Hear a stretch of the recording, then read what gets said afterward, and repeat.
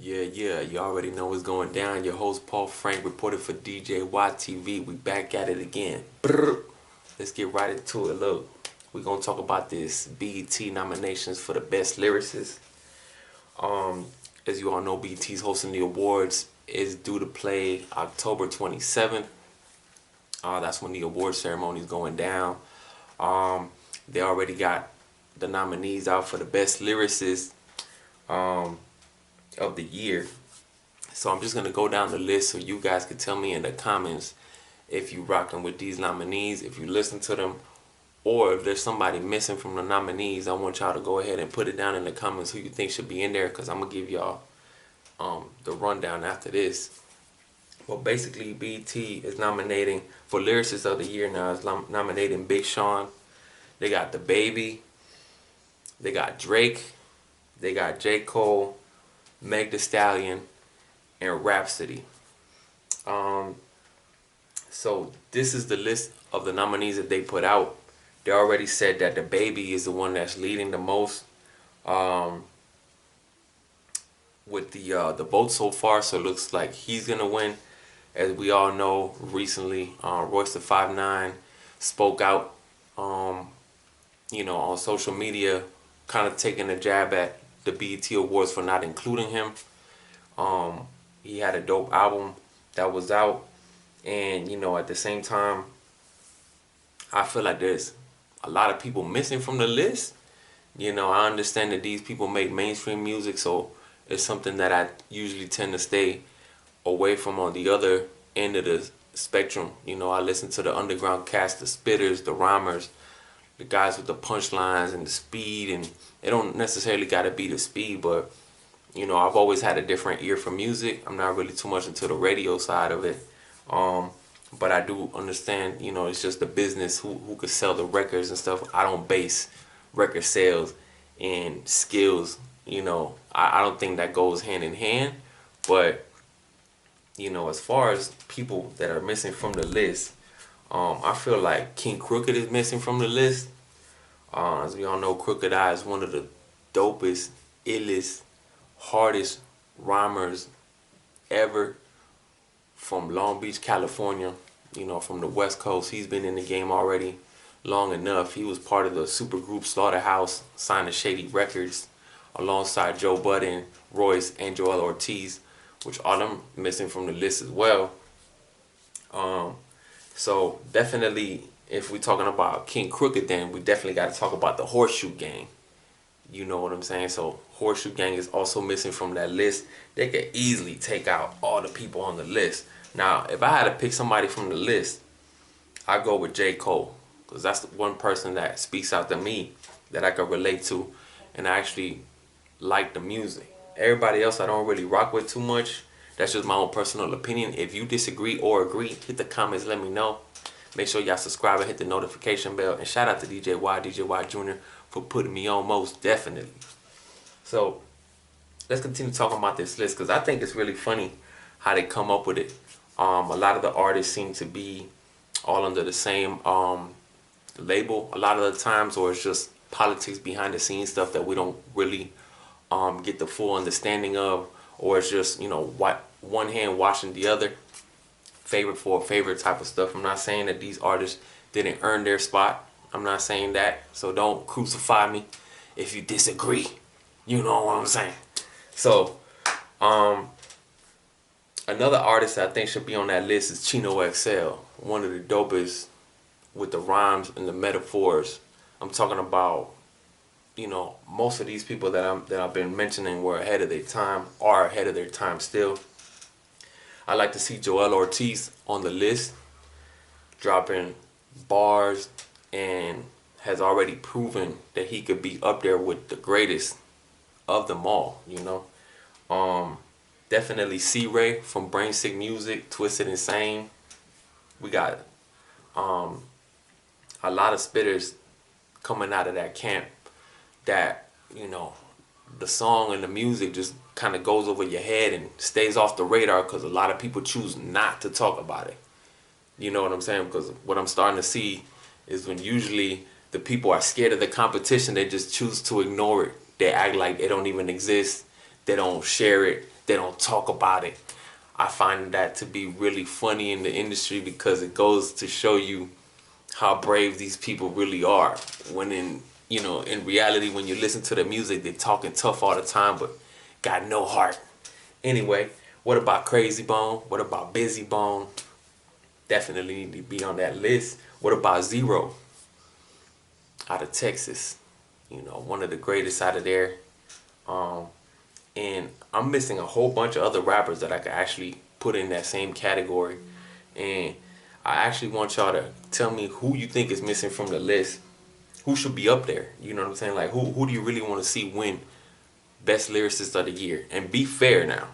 You know what I'm saying? Don't base the hits with the skills or money with the skills, because we're not going to do all that. You know what I'm saying? You already know money's one thing and skills is the other. And if there is a rapper on that list, tell me who is it and why. And pinpoint the songs that made you choose them. Like, what songs do you connect with? We already know Drake is a great artist, but he got a team of ghostwriters. So we got to talk about this too. Like, who's real, who's really putting in that work, and who's fronting. You know what I mean? So let me know, because this is something that I'm really into. I'm into lyrics, obviously, top-notch rapping. But let me know what you think about that. We also got some new music coming up from Nelly. He already said that the new album that's coming out, Nelly is gonna make, I guess, a country influenced album. Since way back he had the hit with Tim McGraw. Actually, he had the hit with Tim McGraw.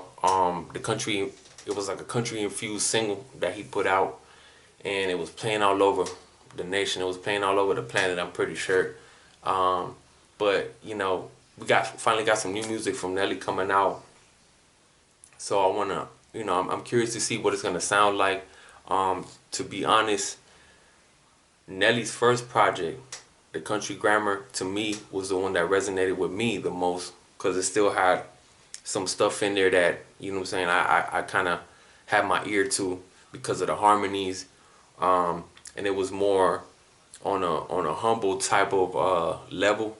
Now, when it got really big into the mainstream, and straight up like songs, R&B type songs, and mostly women chick vibe type songs, then okay, I could get with that when it's time, when the time calls for it. But overall, I'm a spitter, so I tend to just go for the things that grab my attention, do the bars, or something with the cadence or something like that. But definitely we're gonna keep an eye out for that new Nelly music that's coming out. It will be cool to see the St. Lunatics come back together again.